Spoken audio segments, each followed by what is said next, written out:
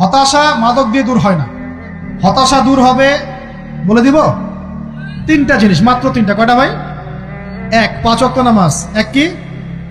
নামাজে আপনি অজু করে সেজদা দেন, ইনশাল্লাহ আপনার মনে প্রশান্তি না আসলে আমাকে এসে বলেন যে আসে না। চোখের পানি, মনের আবেগ যা আছে আপনার ভিতরে, কষ্ট, দুঃখ, যন্ত্রণা, সব আল্লাহকে ঢেলে দিবেন ইনশাল্লাহ। নিজের আবেগ ধরে রাখবেন এখানে, আপনি আল্লাহর জন্য ঢেলে দিবেন। মানুষকে আবেগ দেখা কি লাভ? মানুষ আপনার চোখের পানির মর্ম বুঝবে? মানুষ কি মানুষের চোখের পানির মর্ম বুঝে?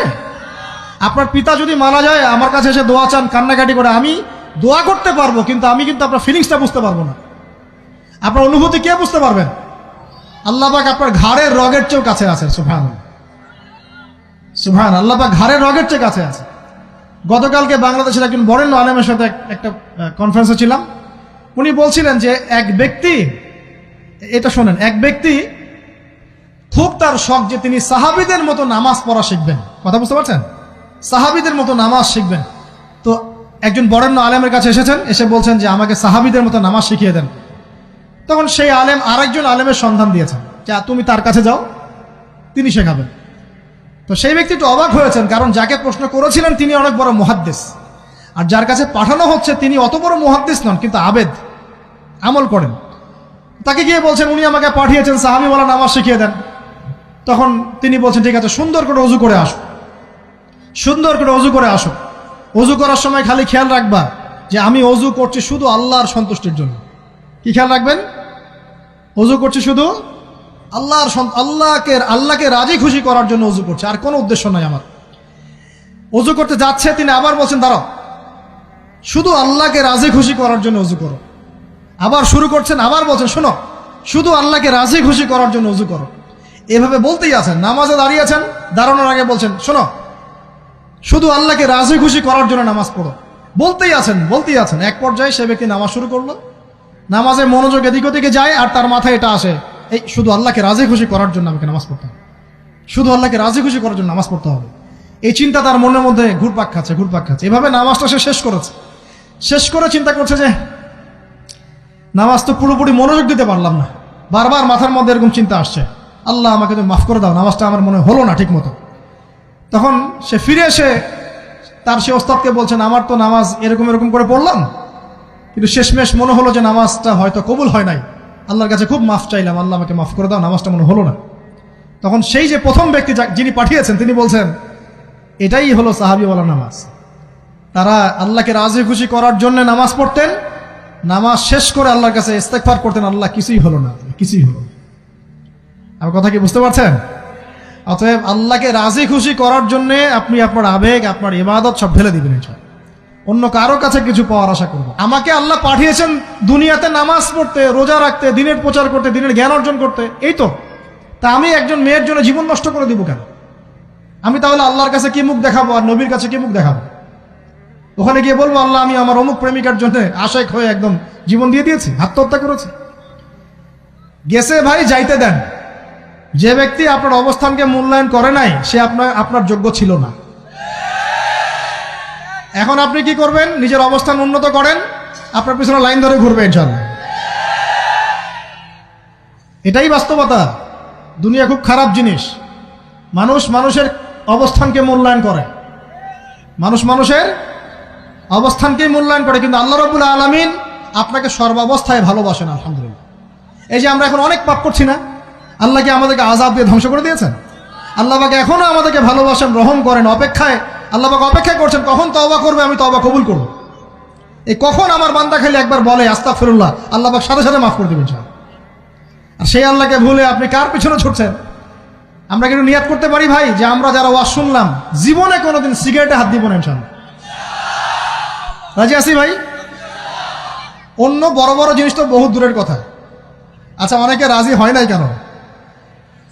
আপনারা কি অলরেডি আসক্ত? আমি অনেক ভাইকে দেখেছি মাশাআল্লাহ ইফতার খুলেই একদম বেনসন টানা শুরু করে। হ্যাঁ, এটা যে হারাম আপনাদের কেউ ওয়াজ করে শোনায় নাই? এটাকে কি মনে করেন আপনারা, হারাম না হালাল? কেউ বলেছে মাকরু, নাকি মাকরু ফতোয়া দিয়েছে? মাকরুহ শব্দের অর্থ জানেন আপনি? মাকরুহ শব্দের অর্থ কি একটু শোনেন। সূরা বনী ইসরাঈল খুলবেন। কোন সূরা? সূরা বনী ইসরাঈল আল্লাহ পাক বলছেন, আমি বনু ইসরাইলকে এই কাজগুলো করতে নিষেধ করেছিলাম। কোন কোন কাজ? জেনা করো না, জেনার ধার কাছে যেও না, এতিমের মাল আত্মসাৎ করো না, শিরিক করো না ইত্যাদি। যারা আলেম আছেন তারা আমার কথা বুঝবেন। এই কাজগুলোর পরে আল্লাহ পাক বলছেন যে এই প্রত্যেকটা কাজ আল্লাহর কাছে মাকরুহ, অপছন্দের। কিসের? অপছন্দ। আর এটাকে আপনি সহজ মনে করছেন? নিয়াত করি আল্লাহ পাকের সন্তুষ্টির জন্য আমরা কোনোদিনও মাদকের সাথে সম্পৃক্ত হব না ইনশাআল্লাহ। আর বিশ্বাস করেন, শুধুমাত্র মাদকদ্রব্য নিয়ন্ত্রণ অধিদপ্তর এই আইন কানুন এগুলো দিয়ে, জরিমানা দিয়ে মানুষকে মাদক ছাড়ানো যাচ্ছে না, যাবে না। কেন যাবে না এটা আপনারা খুব ভালো করেই জানেন, আমি বলতে চাচ্ছি না। অনেক সময় মাদক বিরোধী কনসার্ট করে মানুষ, মাদক বিরোধী কনসার্টে ওঠার আগে এক বোতল ডাইল খেয়ে আসে আগে। এগুলো কি বাস্তব কথা বলছি না অবাস্তব কথা বলছি? আমাদের যুবক ভাইরা কোশ্চিন কালেও মাদকের ধার কাছে যাবেন না ইনশাআল্লাহ। একটা হাদিস খালি মনে রাখেন, এই হাদিসটা মনে রাখেন। নবী সাল্লাল্লাহু আলাইহি ওয়াসাল্লাম বলেছেন, কেউ যদি মাদকদ্রব্য সেবন করে তার 40 দিনের নামাজ কবুল হবে না। সিগারেট একটা খেয়েছি, 40 দিন নামাজ নাই। এরপর যদি সে তওবা করে আল্লাহ মাফ করে দিবেন। আবার যদি মাদক খায় আবার 40 দিন কবুল হবে না। যদি আবার তওবা করে আল্লাহ মাফ করে দিবেন। আবারও যদি খায় আবারও 40 দিন কবুল হবে না। আবারও তওবা করলে আল্লাহ আবার মাফ করে দিবেন। চতুর্থবার সে যদি মাদক খায়, আল্লাহ রসুল সাল্লাল্লাহু আলাইহি ওয়াসাল্লাম বলছেন, আল্লাহ পাক কিয়ামতের মাঠে তাকে তিনাতুল খাবাল পান করাবেন। কি পান করাবেন? তিনাতুল খাবাল। সাহাবীরা বললেন, ইয়া রাসূলুল্লাহ, এটা কি? তিনাতুল খাবাল কি? নবী সাল্লাল্লাহু আলাইহি ওয়াসাল্লাম বলছেন, এটা হচ্ছে জাহান্নামীদেরকে আযাব দেওয়ার পর তাদের রক্ত মাংসের যে পুঁজ বের হবে, এই যে ড্রিঙ্কস, জাহান্নামের হার্ড ড্রিঙ্কস, এই ড্রিঙ্কসের নাম হলো তিনাতুল খাবাল। আল্লাহ পাক আমাদের সবাইকে মাদক থেকে বাঁচিয়ে রাখেন। আমল হচ্ছে কোরআন তেলাওয়াত। যে ব্যক্তি কোরআন তেলাওয়াত করতে পারে নিয়মিত, তার মনের মধ্যে এই হতাশা, এই ভীরুতা, এই কাপুরুষতা কিচ্ছু আসবে না ইনশাআল্লাহ। আমি গ্যারান্টি দিচ্ছি আপনাকে, হতাশা আসবেই না আপনার মনে যদি আপনি কোরআন বুঝতে পারেন। কোরআনের একটা আয়াত নিয়ে কোনো সময় দেখা যায় 2-3 ঘন্টা সময় পার হয়ে যাচ্ছে, আয়াতটা ছেড়ে সামনে যেতে পারছি না। কোরআনের ভিতরে ঢুকলে আপনি দুনিয়ায় ভুলে যাবেন কি হচ্ছে আশপাশে। আমি এমন অনেক আলেমকে দেখেছি যে একটা বই, পাতলা একটা বই, আরবি বই নিয়ে পড়া শুরু করেছেন, ওই যে ফজরের পরে জোহরের ওয়াক্ত হয়ে যাচ্ছে, বইটাই শেষ করতে পারেননি। বুঝতে পারবেন? যখন আপনি ইলমের ভিতরে ঢুকে যাবেন, কোরআনের ভিতরে, হাদিসের ভিতরে, আপনার দুনিয়ার খেয়ালই নাই। একজন আলেম, তিনি এক রাত্রে একটা বই লিখেছিলেন, চটি বই, এক রাত্রের মধ্যে। বলা হচ্ছে, তার সম্পর্কে বলা হচ্ছে যে রাতের খাবার তাকে দেয়া হয়েছে যে আপনি এটা খেয়ে নেন। তো সে খাবারটা পাশেই আছে, খাবারটা খাবো, এটা লিখে খাবারটা খাবো, এরকম তার চিন্তা ছিল। ফজর হয়ে গেছে, বই লিখাও শেষ, খাবার এই অবস্থায় পড়ে আছে, ডুবে গেছেন ভিতরে, খাওয়ার মাথায় তার খেয়াল নাই। এরকম হয়। একজন মনীষী, বিখ্যাত মনীষী, রিয়াদুস সালেহীন কিতাবের রাইটার, সংকলক আল্লামা নববী রাহিমাহুল্লাহ, এরকম সারা রাত চলে গেছে, পাশে 2টা খেজুর, ওই 2টা খেজুর খাওয়ারই সময় পান।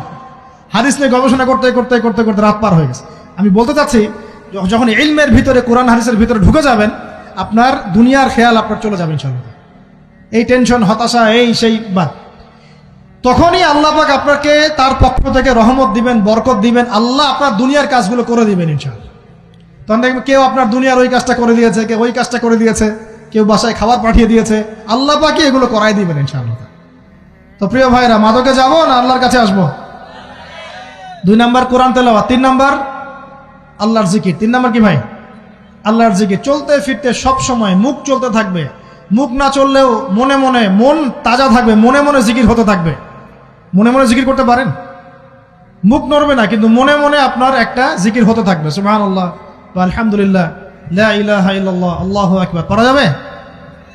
পারে। মানুষের মন কখনো চুপ করে থাকে না, কিন্তু মানুষের মন অলওয়েজ কিছু না কিছু চিন্তা করতে থাকে না, যতক্ষণ না ঘুমায় মানুষ।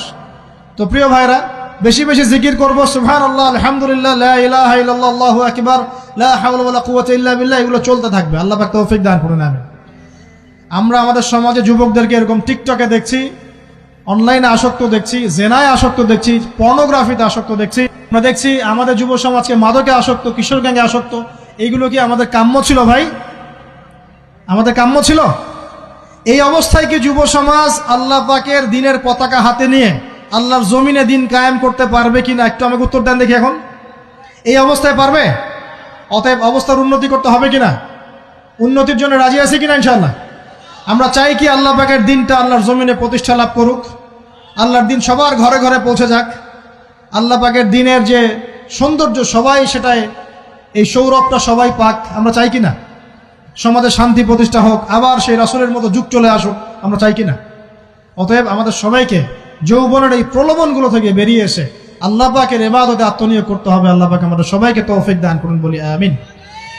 আমাদের সবাইকে আল্লাহ রাব্বুল আলামিন কুরআন এবং হাদিসের গভীর জ্ঞান অর্জন করার তৌফিক দান করুন, বেশি থেকে বেশি ইবাদত করার তৌফিক দান করুন।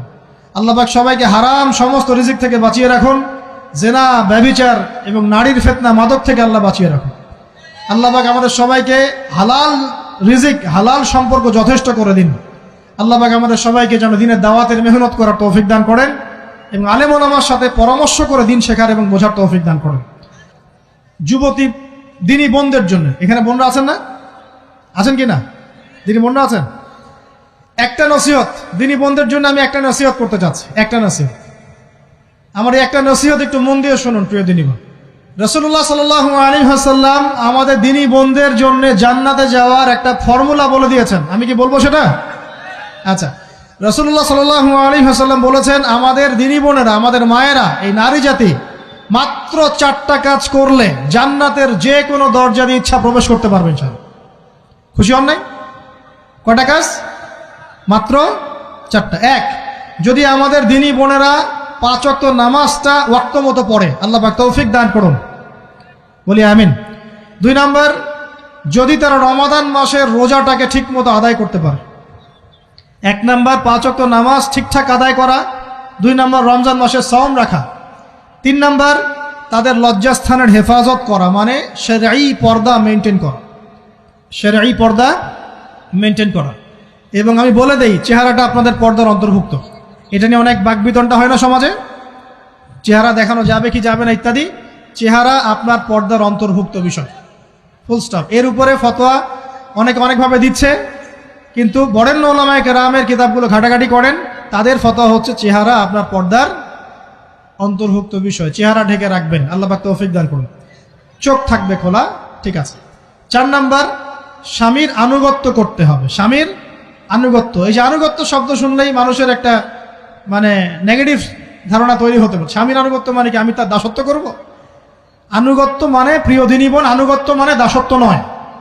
আনুগত্য মানে কোরআন সুন্নাহর যে বিধানগুলো আপনার স্বামী আপনাকে পালন করতে বলবে, আপনি সেগুলো করবেন, আপনি করতে বাধ্য। কিন্তু স্বামী যদি কোরআন সুন্নাহর বাইরে কিছু করতে বলে, সেটা মানতে আপনি বাধ্য নন। স্বামী যদি আপনাকে বলে যে সুদ খাও, এই যে সুদী এনজিওতে আসো, নাম লেখাও। স্বামী যদি আপনাকে বলে যে আসো বেপর্দায় বাইরে যাই, সাজুগুজু করে বের হও, চলো ঘুরে আসে বেপর্দায়। স্বামী যদি বলে দেবরকে একটু খাবারটা দিয়ে আসো, আমার অফিসের কলিগ আসছে, খাবার পরিবেশন করো, আসো ডাইনিংয়ে আসো। এই যে হারাম কাজ, বেপর্দার আদেশ করছে, সুদের আদেশ করছে, আপনি সেগুলো পালন করবেন না। কিন্তু হালাল বৈধ যে কোনো বিষয় আপনি স্বামীর আনুগত্য করবেন, এটা আপনার উপর ফরজ। এই 4টা কাজ যদি আপনি করতে পারেন, জান্নাতের যে কোনো দরজা দিয়ে ইচ্ছা আপনি প্রবেশ করতে পারবেন ইনশাআল্লাহ। আল্লাহ পাক আমাদের দিনী বোনদেরকে এই 4টা কাজ করার তৌফিক দান করুন। আমাদের সবাইকে আল্লাহ পাক জান্নাতের জন্য কবুল করুন, বলি আমিন।